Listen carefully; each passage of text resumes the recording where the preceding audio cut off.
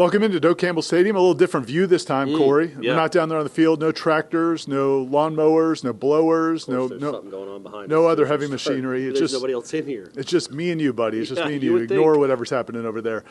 We just had Mike Norvell's press conference Friday afternoon, 2 days after signing day. Normally, Mike Norvell, like all football coaches, do press conferences on signing day.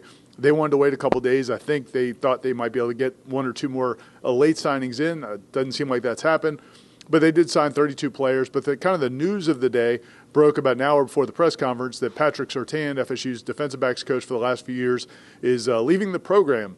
And so some of the questions are about that and whether or not there's going to be other changes. Mike Norvell was not very forthcoming.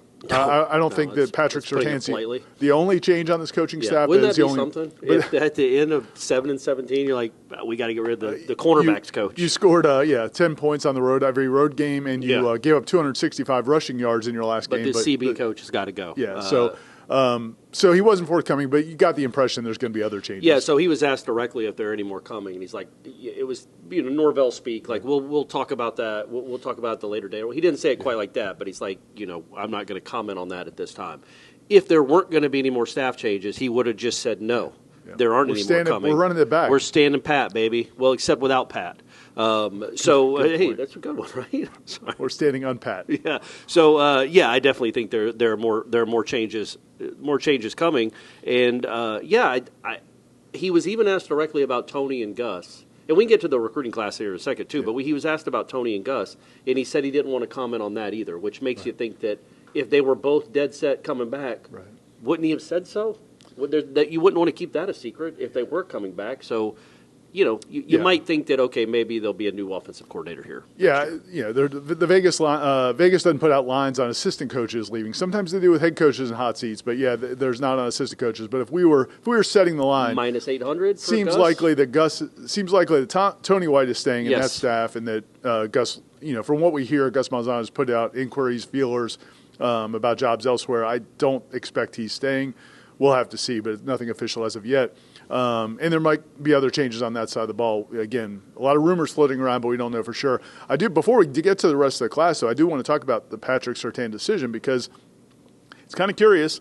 It hasn't been a glowing performance by those defensive backs, but we do know that he is very popular with the players, very popular with the recruits, probably their best high school recruiter over the last few years. So it's going to raise a lot of eyebrows. But there have been a couple negative things. They've had some off-the-field issues.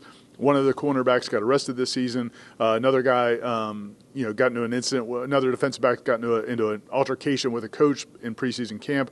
So from what I understand, it's a combination of maybe performance, but also concerns about off-the-field issues. But again, in terms of recruiting and signing day, Patrick Surtain was about as good as they've had. And you'd also say, just on-field performance, like Rawls and Wilson, and obviously last year you had Azarie and you had Renardo Green and you had Finchel Cypress. You'd say the best performing position has been cornerback. So it is a little curious. It's clearly not it can't be on-field. Right. It had to be something with the dynamics of the coaching staff or what, they just wanted to – maybe they want to just have one secondary coach. There are schools that do that too and spend that money elsewhere. Maybe on, a good quarterback. Yeah, no, we'll get more information about it. Stay connected to warchant.com. We'll get more information as time goes on, but it is curious. Maybe Dion's coming in to be the quarterback coach. Could be, for that to be the first one. But going to the class itself, 32. It is odd that he was the first one. Very, but it's just odd. My guess is that wasn't the plan. Probably not. My guess is maybe there was something that led to that, and anyway, here we are. But as far as the signing class, 32 players. I think all things considered, we did a signing show. Aslan and Matt and Michael did a show on Wednesday recapping the class, and Mike Norvell finally got to talk about these guys individually. I think there's a lot to like in this class. You can't get crazy. It's a 14th ranked class at a school that used to have top 5 classes. Right. But all things considered, it's an impressive class. When you look at who else is in the top 15, top 20, some schools they're ahead of, a lot of them didn't go 7 and 17 the last 2 years. So the fact that you signed this kind of class, the 14th ranked class, when you have not been close to the 14th best program in the country for a while now, I do think it means you outkicked your coverage a little bit when it comes to this signing class, at least from the people that do this for a living and rank recruits. We'll see if any of them are any good, but, man, they threw a ton of bodies at a problem. Like defensive line, get nine of them or so. Yeah. I think the offensive line they got, and the wide receivers too. Like maybe the wide receivers, they threw a lot of bodies at that problem too, and they think they're good there. And you do get. I think Matt asked them about the new scholarship limits where it's 105 guys now. You can have a bigger class now. I mean, USC had 35 guys, another school had 40. When you have 105 roster spots, you can go bigger. You can throw more bodies at a problem because, man, it is clearly not an exact science, this recruiting thing. And if it was, Mike Norvell has failed. But he's not getting good grades on in science. But I think when you throw this many bodies at a problem, you will luck into, even if it's just pure luck, you're going to have some guys that can play. And I do trust Knighton and Tony White on that side of the ball and what they're looking at. I just do. I wholeheartedly trust what they're trying to do and the people they're evaluating. Herb Hand, too, you hope, is really good at evaluating young talent. Yeah, I was going to talk about them. You mentioned the big defensive line class, 9, 10 signees. I think it's 9, including one JUCO guy. On the offensive line, I think it's 5. It might be 6, but I think it's 5 offensive linemen. Maybe one of them can play.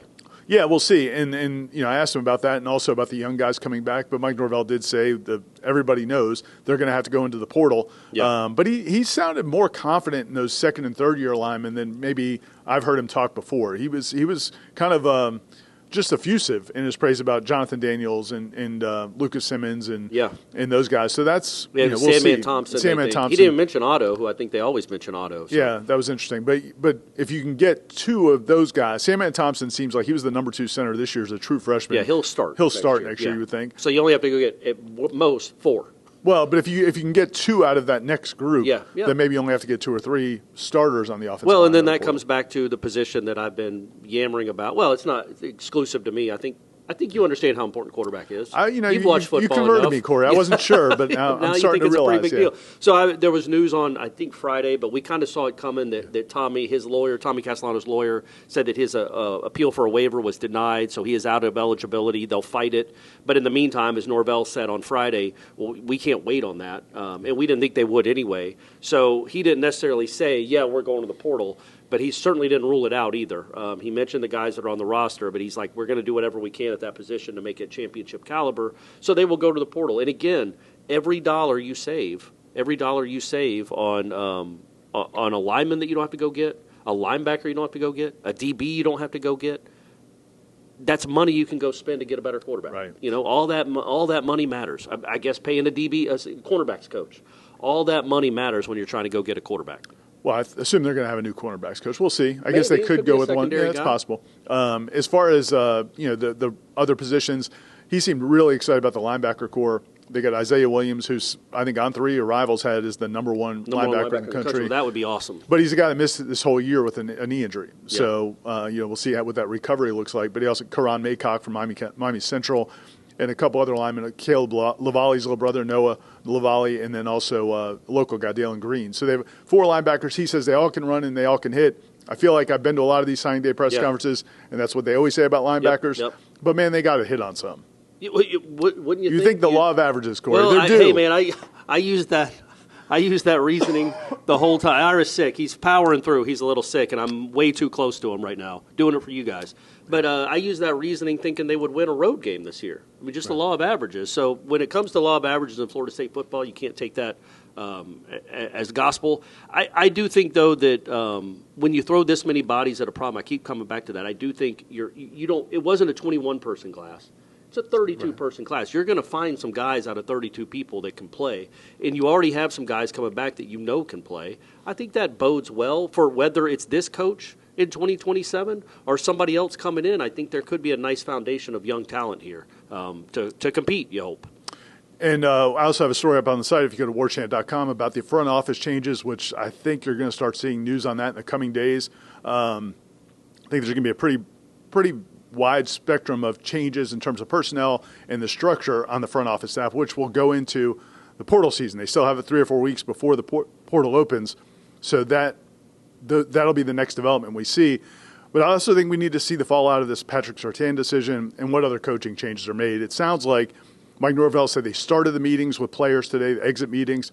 They're also doing meetings with the individual coaches. So stay connected to warchant.com because there's going to be a lot more. I think there's going to be a lot more upheaval kind of with this team as they kind of head into portal season. Yeah, would you say it's kind of needed? Oh, I mean, I think we have one. This fan base doesn't have a lot of consensus on anything, especially with the media. I think we all agree with that. Yes, that changes are needed. Yeah. Because we didn't like what we saw the last 2 years. Some people didn't. Some people were fine with it, I think. Right. The quiet majority probably. No, it's going to be, again, I think it's going to be staff changes, roster changes. I am worried about this Patrick Surtain thing. I'm not going to lie to you. Texting with some former players who really like Patrick Surtain and what he was doing are concerned about how this might affect that DB room. But we'll have to see how that plays out. But stay connected to Warchant.com. For Corey and Aslan, this is Ira signing off from Doak Campbell Stadium, and we'll talk to you next time.